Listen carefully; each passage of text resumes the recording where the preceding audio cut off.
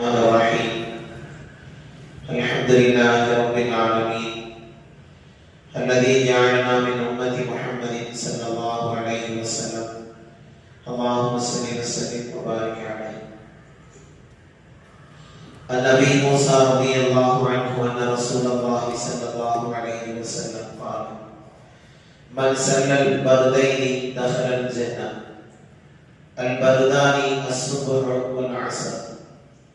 Abu Musa ரலியல்லாஹு தஆலா அவர்கள் அறிவிக்கின்றார்கள், இரண்டு குளிர்ந்த நேர தொழுகைகளை ஒருவர் தொழுதால் அவர் சொர்க்கத்தில் நுழைவார் என்று நபிகள் நாயகம் ஸல்லல்லாஹு அலைஹி வஸல்லம் அவர்கள் கூறினார். இரண்டு குளிர்ந்த நேர தொழுகைகள் என்பது சுபுஹும் அஸருமாகும் என்பதாக பதிவு செய்கிறார். இந்த இரண்டு நேரங்களிலும் மிகுதமாக மனிதன் ஓய்வெடுக்குகிற நேரம். அந்த நேரத்தை உதறிவிட்டு அல்லாஹ்விற்காக வேண்டி தன்னுடைய நேரத்தை செலவழிக்கிற பொழுது அவருக்கு அல்லாஹ் தரும் பிரதிபலன் சொர்க்கம் என்பதை இங்கே மாணவி ஸல்லல்லாஹு அலைஹி வஸல்லம் அவர்கள் கூறுகிறார். சூரியன் உதயமாகும் முன் உள்ள தொழுகையையும் அது மறையும் முன் உள்ள தொழுகையும் தொழக்கூடிய எவரும் நரகத்தில் நுழைய மாட்டார் என்று நாயகம் ஸல்லல்லாஹு அலைஹி வஸல்லம் அவர்கள் கூறியதாக அபூ சுஹைர் உமாரா இப்னு ருவையா ரலியல்லாஹு தஆலா அவர்கள் அறிவிக்கிறார். சுபஹ் தொழுகையை ஒருவர் தொழுதால் அவர் அல்லாஹ்வினுடைய திம்மத்தில் வந்து விடுகிறார், பொறுப்பில் வந்து விடுகிறார்.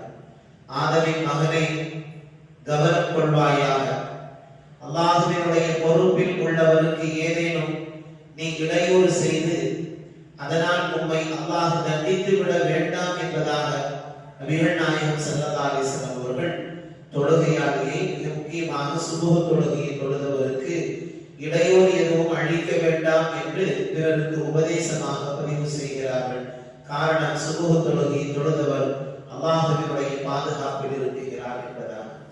இரவிற்குரிய வானவர்களும் பகலுக்குரிய வானவர்களும் என உங்களுக்கிடையே வானவர்கள் பொறுப்பேற்கிறார்கள். சுபஹ் தொழுகையிலும் அஸர் தொழுகையிலும் அவர்கள் அனைவரும் ஒன்று சேருகிறார்கள். பின்பு உங்களோடு இரவு தங்கி இருந்தவர்கள் வானிற்கு உயர்கிறார்கள். மக்கள் பற்றி மிகவும் அறிந்தவனான அல்லாஹ் அவர்களிடம், என் அடியார்களை எந்த நிலையில் விட்டு வந்தீர்கள் என்று கேட்பார். அப்போது அந்த வானவர்கள் சொல்லுவார்கள், அவர்கள் தொழும் நிலையிலேயே அவர்களை நாங்கள் விட்டு வந்தோம், மேலும் அவர்கள் தொழும் நிலையில் அவர்களிடம் சென்றோம் என்று கூறுவார்கள். அல்லாஹ் ரப்பல் ஆலமீன் வானவர்களுடைய இந்த வார்த்தைகளை பார்த்து ஆனந்தமடைகிறான் என்பதாக நபியுனா ரசூலுல்லாஹி ஸல்லல்லாஹு அலைஹி வஸல்லம் அவர்கள் குறிப்பிடுகிறார். இரண்டு தொழுகையினுடைய நேரத்திலும் மலக்குமார்கள் ஒன்று கூடுகிறார்கள். ஆகவே நாம் தொழுகையிலே ஈடுபட்டுக் கொண்டிருப்பதை கவனிக்கிற பொழுது அல்லாஹ்விடத்திலே அவர்கள் பெருமிதத்தோடு பேசிக் கொள்கிறார்கள். அதனால் அல்லாஹ் ஆனந்தமடைகிறான் என்றால் அந்த நேர தொழுகையில் எவ்வளவு கவனமாக இருக்க வேண்டும் என்பதை நாயகம் ஸல்லல்லாஹு அலைஹி வஸல்லம் அவர்கள் நமக்கு சொல்லித் தருகிறார். எபெருமானார் ஸல்லல்லாஹு அலைஹி வஸல்லம் அவர்களோடு நாங்கள் இருந்தோம். பௌர்ணமி அன்று நிலவை அவர்கள் பார்த்தார்கள். நிச்சயமாக உங்கள் இறைவனை இந்த சந்திரனை பார்ப்பது போல் பார்ப்பீர்கள்.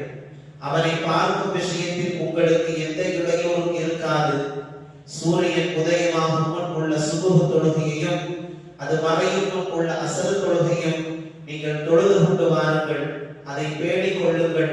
நாளை அல்லாஹ்வை நீங்கள் சந்திக்கலாம், பௌர்ணமி நிலவை போன்று என்பதாக நபிகள் நாயகம் ஸல்லல்லாஹு அலைஹி வஸல்லம் அவர்கள் கூறுகிறார்கள்.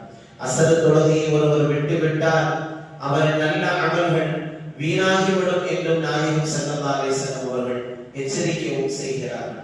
ஆகவே இந்த இரண்டு நேர தொழுகை என்பது மிக முக்கியமானது. நம் நாளை மறுமையில் நம்மை சொர்க்கத்தில் சேர்த்து வைக்கக்கூடியது, அல்லாஹ்வினுடைய ஆனந்தத்தை பெற்றுத் தரக்கூடியது. இந்த இரண்டு நேர தொழுகையை பேணிக் கொள்பவருக்கு அல்லாஹ்வினுடைய பொறுப்பில் அவர் வந்து விடுகிறார் என்றும் பல்வேறு விதமான சிறப்புகளை நாயகம் ஸல்லல்லாஹு அலைஹி வஸல்லம் அவர்கள் குறிப்பிடுகிறார்கள். அல்லாஹ் ரப்பல் ஆலமீன் இந்த தொழுகையிலே நமக்கு பேணுதலை நசீபாக்கி அருள் புரிவானாக. வாழும் காலமெல்லாம் இமாம் ஜமாத்தோடு தொழும் நல்ல நசீபை தந்தருள் புரிவானாக. எல்லா நிலைகளிலும் நம்முடைய அமல்கள் தூக்கி வீசப்படாமல் அல்லாஹ்வால் ஏற்றுக்கொள்ளப்படும் அமல்களாக ரப்பல் ஆலமீன் ஆக்கி அருள் புரிவானாக. ஆமீன் யா ரப்பல் ஆலமீன். அஷ்ஹது அல்லா இலாஹா இல்லா அன்த அஸ்தக்ஃபிருக வ அத்தூபு இலைக்.